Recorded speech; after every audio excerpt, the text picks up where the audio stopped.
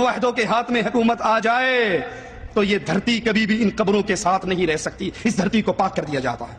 اللہ رحمت کرے محمد بن عبد الوہاب نجدی رحمت اللہ علیہ پر، جنہوں نے لا الہ الا اللہ کی آوازیں کو اس پاک سرزمین سعودی عرب سے بلند کیا۔ محمد بن سعود سے اللہ راضی ہو رحمہ اللہ، انہوں نے امام محمد کا ساتھ دیا۔ Wake up to reality.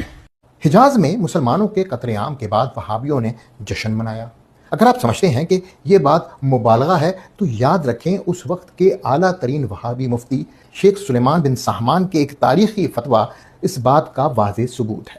یہ فتویٰ آج بھی شاہ سعود یونیورسٹی کے کتب خانے میں محفوظ ہے اور وہاں سے ڈاؤن لوڈ کیا جا سکتا ہے، اگر میری اس ویڈیو کے بعد اس کو وہاں چھوڑا گیا تو۔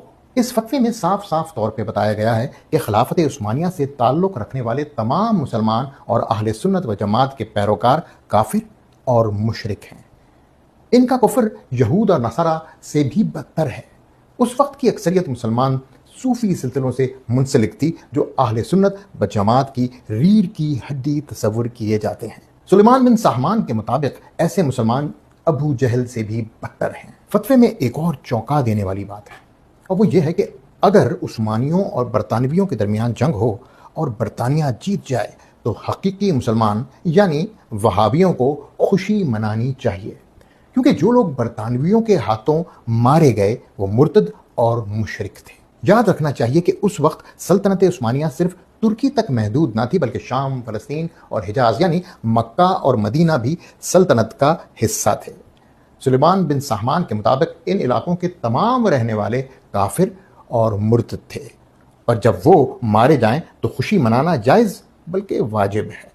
اس فتوے کو عبداللہ بن عبد اللطیف نے اٹیسٹ کیا، جو محمد بن عبد الوہاب کی براہ راست اولاد میں سے تھا اور اپنے وقت کا سب سے بڑا وہابی عالم سمجھا جاتا تھا۔ یہی عبداللہ بن عبد اللطیف ابن سعود کا استاد بھی تھا۔ ابن سعود جس نے بعد میں جدید سعودی عرب کی بنیاد رکھی، اس وہابی عقیدے پر پختہ ایمان رکھتا تھا کہ یہود اور نصارہ سنی مسلمانوں سے بہتر ہیں۔ اس بات کی تصدیق معروف برطانوی افسر اور مصنف ہیری سینٹ جان برجر فلبی نے بھی کی۔